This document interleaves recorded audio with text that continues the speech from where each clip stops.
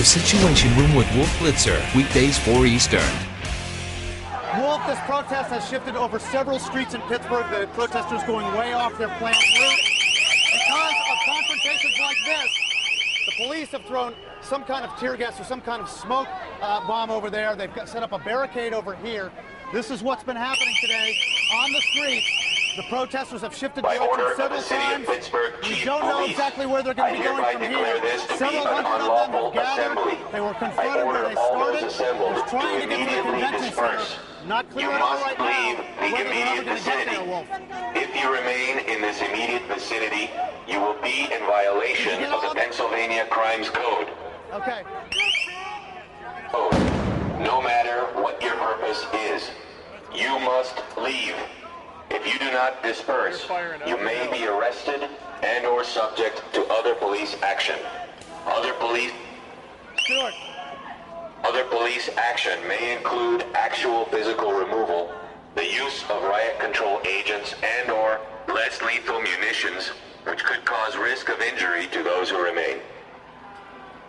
Esta asamblea ha sido declarada.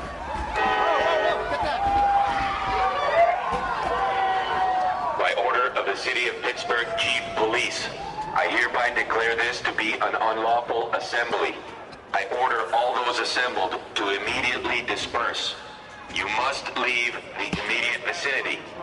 If you remain in this immediate vicinity, you will be in... Stuart, come on.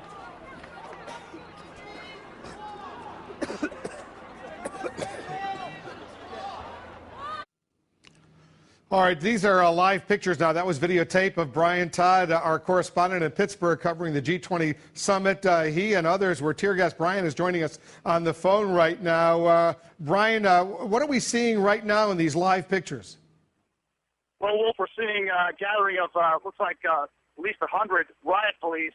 They are basically cordoning off the corner of 32nd Street and Penn Avenue, which was originally going to be the main drag of this march today. But the protesters shifted several streets over in different directions. Every time they confronted the police, they shifted over. And the police, as you saw, started to tear gas them. There were confrontations. There was at least one arrest that we saw. And it looks like the riot police, you see in my kind of mobile phone here, they're moving in kind of the easterly direction of Penn Avenue. It looks, Wolf, like the protesters have dispersed for now. There's a small group of them. I don't know whether you can see all the way up this street on this transmission or not. There seems to be a small group of them way up that street. You may not be able to see it. The picture may be too small up there. But the riot police are now kind of walking in a procession east on Penn Avenue. As you could see in the previous video, it got pretty dicey earlier. Seems to be calming down in this section just because of the really heavy presence here of riot police. You can see that basically made a four square here in this intersection.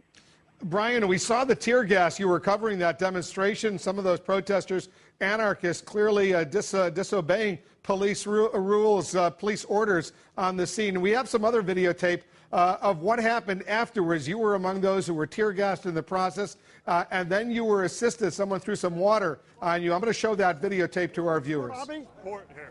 Lean your head down. Yeah, like that, sideways.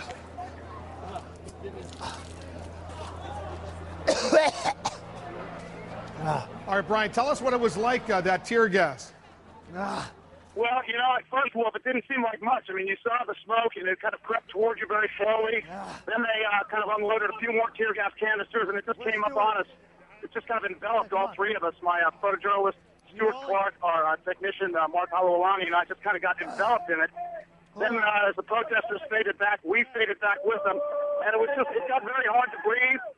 And it just kind of crept into your lungs and got also into your throat. It was just hard to breathe and hard to see at that point. And our technician Mark was kind enough to pour some water over my face, and it was a great relief. And luckily, he and Stuart got some too. How you doing right now, Brian? I'm doing fine. It's completely out of our system. We're still working this, and looking forward to maybe meeting up with the protesters a few blocks away if they're still around. And I just want to make it clear, you are credentialed. I'm a representative of the news media, and you have authority and your permission to be where you are. Well, it is an open street in Pittsburgh, and the police are kind of herding us away from them whenever they feel like we're getting a little too close. We are credentialed to at least be on the streets here. But it's a very fluid situation, and the cops aren't really paying a whole lot of attention to who's media and who isn't. So are those warnings that we heard on the bullhorn still coming in from the police? We have not heard those in a few minutes, Wolf. They are very, very loud. As you could probably see on that videotape, it's almost impossible to talk over them. We have not heard those in the last few minutes. But as you can see here on this transmission, this live transmission, the police are kind of filing in formation and marching off again east on 10 Avenue. We're going to kind of follow them. I'm going to jump down off this wall and just follow them up the street here. It looks like some of the protesters may be up the street.